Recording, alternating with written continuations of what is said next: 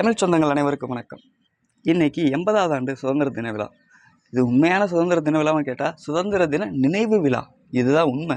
இது நிறைய பேருக்கு புரிய மாட்டேங்குது. ஏன் அப்படின்னா, உண்மையான சுதந்திரம் நமக்கு கிடச்சிருச்சா?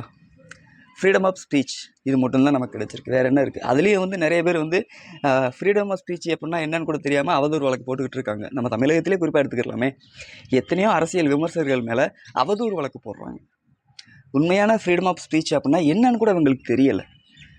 இவங்களை எதிர்த்து பேசினாலே வழக்கு அப்படின்ற லெவலில் இப்போ ஒரு மாநிலம் உருவாயிருக்கு அப்படின்னா இது எப்படி சுதந்திர நாடாகும், இது சுதந்திர மாநிலம் ஆகும்?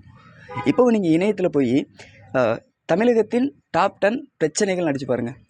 தமிழகத்தில் இருக்கக்கூடிய தலை சிறந்த 10 பிரச்சனைகள் அடித்தாலே தெரியும் எவ்வளவு பிரச்சனை வருதுன்னா. அதுலேயும் முக்கியமாக விவசாயம் வருது. விவசாயம் நமது தேசத்தின் முதுகெலும்புன்னு சொல்கிறாங்க இல்லையா? எல்லோரும் சொல்கிறோம். அதில் எத்தனை பேர் விவசாயம் பண்ணிகிட்டு இருக்கோம்? அந்த காணொலி பார்க்கறதுல எத்தனை பேர் விவசாயம் பண்ணிகிட்டு இருக்கீங்க சொல்லுங்கள் பார்ப்போம். நானே ஒரு விவசாய குடும்பம் தான். ஆனால் விவசாயம் பண்ணுறேன்னு கேட்டால் எங்கள் ஊரில் எங்கள் அம்மா பண்ணிகிட்ருக்காங்க. நான் பண்ணுறேன்னா ஏன்னா நான் படிச்சுட்டேன். எங்கள் வீட்டிலே சொல்லுவாங்க, நீ தான் படிச்சுட்டே, நீ எதுக்கு காட்டில் கஷ்டப்பட்டுருக்க, நீ போய் உன் வேலையை பாரு. இப்படி சொல்லியே விவசாயத்துலேருந்து நம்மளை வெளியேற்றிட்டாங்க. இது விவசாயன்றது ஒரு இழிவான செயல் அப்படின்ற மாதிரி ஒரு கட்டமைப்பை உருவாக்கி யார் உருவாக்குறது?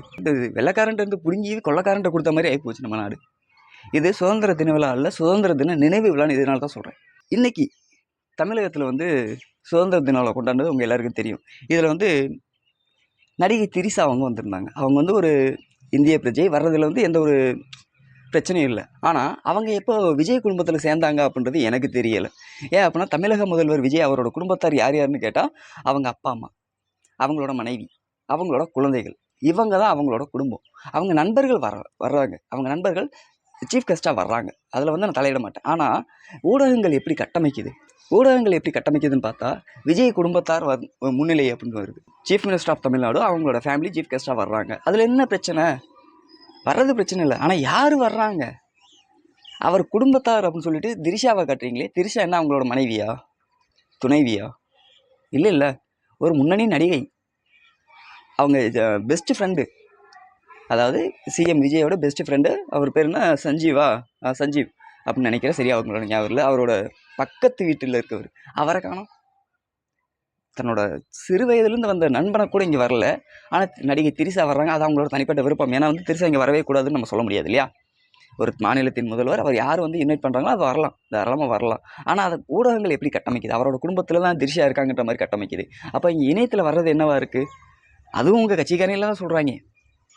நாங்கள் சும்மா பேச்சு வாக்கில் சொன்னால் கூட அது ஆதாரத்தோடு உங்கள் கட்சிக்காரையும் தான் போட்டுட்ருக்காங்க. நீங்கள் தலைமையேற்றிருக்கக்கூடிய தமிழகத்தில் உங்களுக்கு கீழே இருக்கக்கூடிய ஊடகங்கள், சரிங்களா? ஏன்னா ஊடகம் உங்கள் கட்டுப்பாட்டில் தான் இருக்குன்றது எல்லாருக்கும் தெரியும்.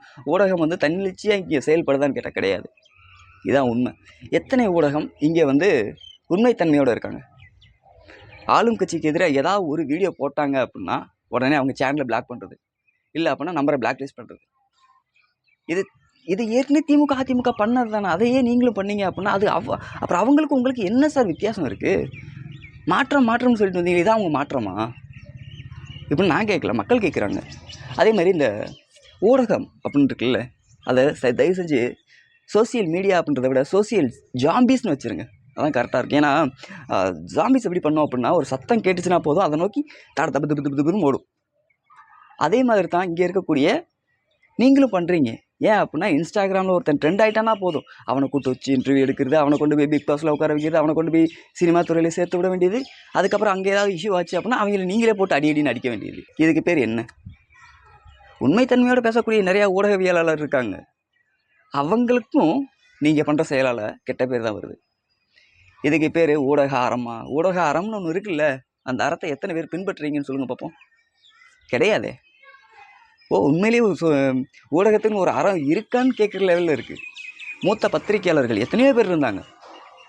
கிட்டத்தட்ட எனக்கு தெரிஞ்சு 2010 வரைக்கும் உண்மைத்தன்மையான செய்திகள் வெளியே வந்துச்சு.